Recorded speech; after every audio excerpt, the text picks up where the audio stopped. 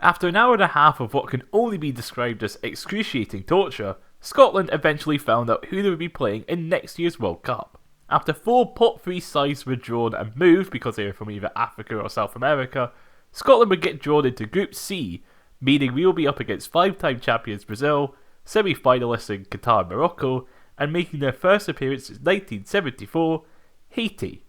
With Scotland not having made it out the groups before, I thought I'd have a look at these 3 teams and see if there is any hope of us finally getting past the group stage of a major tournament.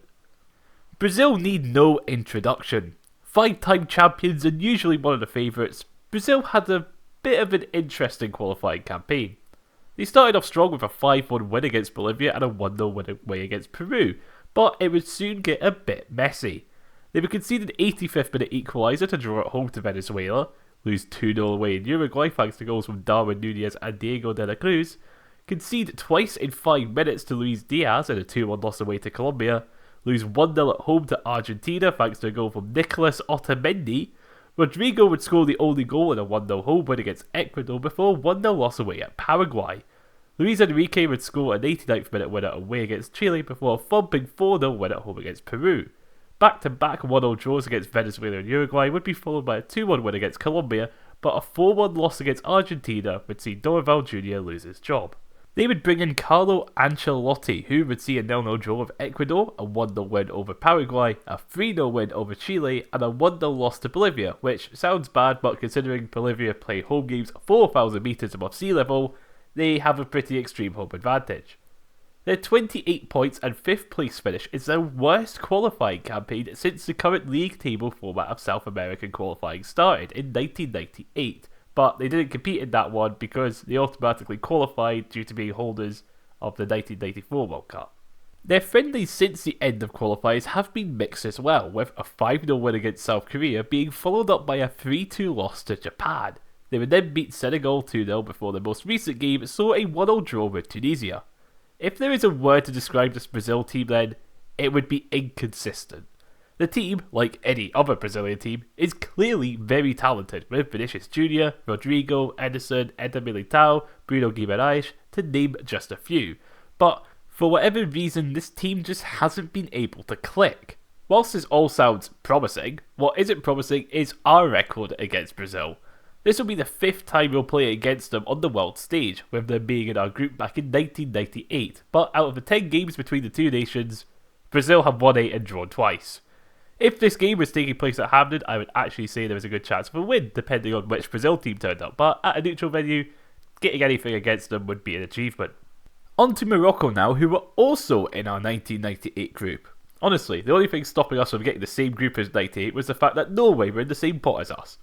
Morocco shocked everyone in 2022 when they managed to make the semi-finals after topping a group with Croatia, Belgium and Canada before beating Spain on penalties and Portugal 1-0, ultimately losing 2-0 to France. Morocco had a fairly straightforward qualifying campaign, getting maximum points in a qualifying group involving Niger, Tanzania, Zambia, while Congo and Eritrea had some interesting campaigns to say the least. Eritrea withdrew from qualifying due to fears that playing games outside the country would see players immediately seek asylum, which happens at just about every Eritrean away game. HITC7 goes into more depth about this. Congo, meanwhile, were suspended by FIFA due to government interference, seeing them have 2 games forfeited, with a 3rd game forfeited as they refused to cross the Congo River to enter the DRC to play a game because their home stadium was deemed unsuitable. None of these games involved Morocco, I just wanted to share the madness that is African football. Their most recent senior tournament saw them knocked out in the round of 16 of the 2023 African Cup of Nations by South Africa, but this month sees them hosting the tournament despite it originally being awarded to Guinea, who then got it revoked due to inadequate hosting capacities. Again, African football, bit mental.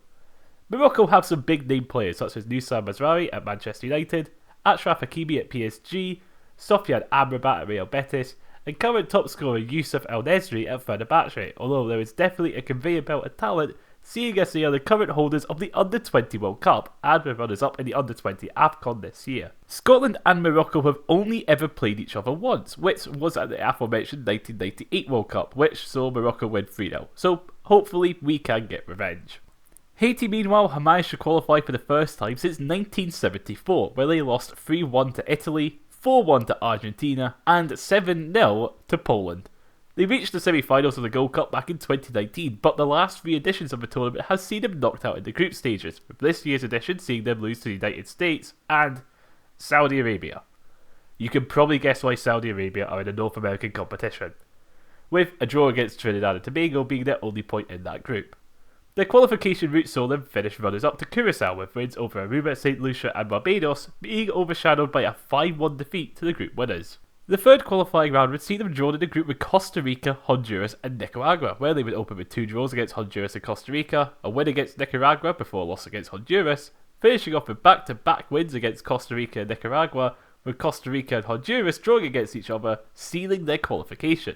All of this came despite the fact that they haven't played in Haiti during these qualifiers due to civil unrest in the country, and because Trump is a dick, is not allowing anyone to travel from Haiti to America for this tournament.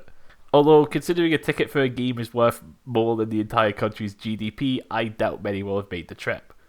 It will be interesting to see which diaspora players make the switch to play for Haiti now they have qualified for the World Cup, with players such as former Celtic striker Odsonne Edouard eligible to play for them, but even then, Duncan's Nazon has 44 goals and 74 caps, alongside Francis Perrault scoring 33 in 47.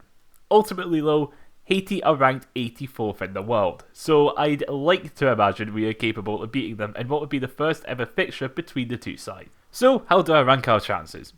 Being realistic, we're probably only going to get 3 points, but with our first game being against Haiti, a win might give us some momentum going into the game against Morocco, giving us some hope. On our day low, we are very much capable of getting a result against anyone, so qualifying for the knockouts shouldn't be out of the question, especially when 8 of the 12 third place teams qualify for the next round. Watch us be the 9th best team on goal difference now that I've said that. That's all for this video, and of course I hope you enjoyed it. How do you see us getting on at this World Cup? Can we finally make it past the group stages? Let us know in the comments below. Of course, liking, sharing and subscribing are always appreciated. Channel memberships are available with those who have signed up having their names on screen, and I will see you in the next video. It might be Aki's related, I don't make any promises though. Bye.